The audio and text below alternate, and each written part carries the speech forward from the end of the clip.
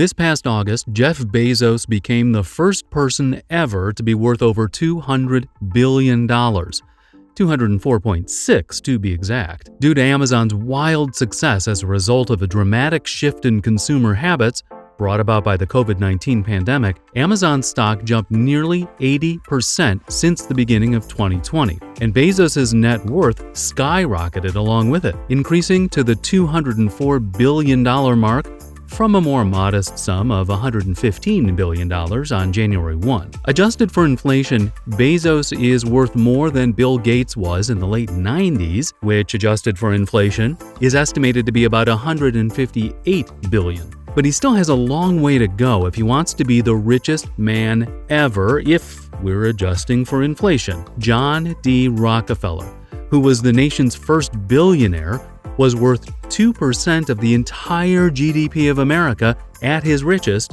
in the early 1900s. For Bezos to top that, his net worth would have to balloon to well over $350 billion. Only time will tell. Bezos doesn't just let all this money sit in a bank account, though. Bezos has been known to be loose with the pen in signing off on exorbitant lavishes and high-profile investments in technology companies and different ventures of his own, on top of his 11% stake in Amazon, comprising more than 90% of his fortune. Bezos also owns The Washington Post, Whole Foods, and aerospace company Blue Origin. He's invested in countless other companies such as Airbnb and Twitter, as well as investing in a certain Fortune 500 company, Google, early in his career when he was still trying to get Amazon off the ground. Join us as we take a tour of the top 10 most expensive things Jeff Bezos has ever spent money on. Number 10. DC Mansion. $35 million. The former textile museum, which Bezos bought for $23 million in 2016, is located in the neighborhood of Kalorama, home to other big DC players such as the Obamas and Jared Kushner and Ivanka Trump. The compound, coined the Amazon Embassy by some, recently underwent a $12 million renovation in order to assume the role of the capital's premier socialite gathering space. The Washingtonian released blueprints for the extension, outlining that the $12 million would extend the mansion to 25 bathrooms, 11 bedrooms, 5 living rooms, 3 kitchens, and a gigantic ballroom for hosting high-profile movers and shakers. This is not Bezos' only place of residence, however. Bezos also has palaces in Washington State and Beverly Hills, a ranch in Van Horn, Texas, and several condos in a luxury apartment complex near Central Park in New York City. His first social gathering at the former museum turned private residence attracted the likes of tech friend Bill Gates, DC neighbors Jared Kushner and Ivanka Trump, and Hollywood actor Ben Stiller. Number 9. 10,000-year clock. $42 million. Back in 2018, Jeff Bezos tweeted that installation had begun on a clock that is 500 feet tall, all mechanical, powered by day and night thermal cycles, synchronized at solar noon, and is a symbol for long-term thinking. Yes, that's right, Bezos shelled out $42 million of his own dollars for a clock that he hopes will outlast our current civilization. The idea from his Long Now Foundation, a nonprofit he founded to promote long-term thinking and responsibility as a counter to today's faster, cheaper mindset. Interesting coming from the man who owns the company that delivered a new bug zapper to me in 3 hours. Bezos believes the clocks are the perfect symbol for long-term thinking and thus the perfect project for his Long Now Foundation. And the fact that he won't be around to see it last for 10 millennials is the whole point of the endeavor. He anticipates that in 10,000 years, not only will the United States not exist, but other civilizations not yet constructed will also rise and fall in that time. Number 8. A Gulfstream G650er Jet. $65 million. After taking Amazon public in 1997, Bezos still insisted on driving to work in a 1996 Honda Accord. A clue as to why can be found in a 1999 60 Minutes segment on Bezos, in which he was quoted as saying, "Spend money on things that matter to customers and not spending money on things that don't." Yet, as Bezos has grown Amazon into the giant that it is today, with holdings and investments and various engagements across the world, The Honda Accord just didn't cut it. Through holding company Poplar Glen, Bezos owns the $65 million jet that is the longest-range business jet according to the Robb Report. It tops out at a speed of 704 miles per hour and can go 7,500 nautical miles without needing to refuel. Additionally, it seats 8 people and has a cabin that gets new, fresh air every 2 minutes. I guess Bezos has justified the expenditure on his ability to fly across the world at a moment's notice, mattering to his millions of customers across the globe. Number 7. 4 units in a New York City luxury apartment complex. $96 million. Bezos owns 4 units in the Flatiron luxury apartment complex 212 Fifth Avenue. In June of 2019, Bezos bought the first 3 units in the complex and submitted permits to combine them. One of these units was a 3-story penthouse on the 22nd, 23rd, and 24th floors that contains a 7-room master suite, a ginormous skylight, and a 5,000 square foot terrace with views of the Empire State Building and World Trade Center. The other 3 units are adjacent to the penthouse, creating a residence of over 23,000 square feet combined. The complex is blocks away from Amazon's new space in Hudson Yards, as well as another new Amazon workspace, which they recently bought from WeWork. Number 6. Beverly Hills Mansion, $165 million. In February of 2020, Bezos purchased the Warner Estate, a compound in Beverly Hills, California, first built in the 30s by Jack Warner, the namesake of Warner Brothers Studios. The $165 million sale was the most expensive home sale in California real estate history. The 8-acre compound sits in the Benedict Canyon neighborhood of Beverly Hills and contains a staple of Beverly Hills mansions, a guard gate. But that's not the only security for the compound. Bezos, along with his girlfriend Lauren Sanchez, installed ginormous hedges to create maximum privacy.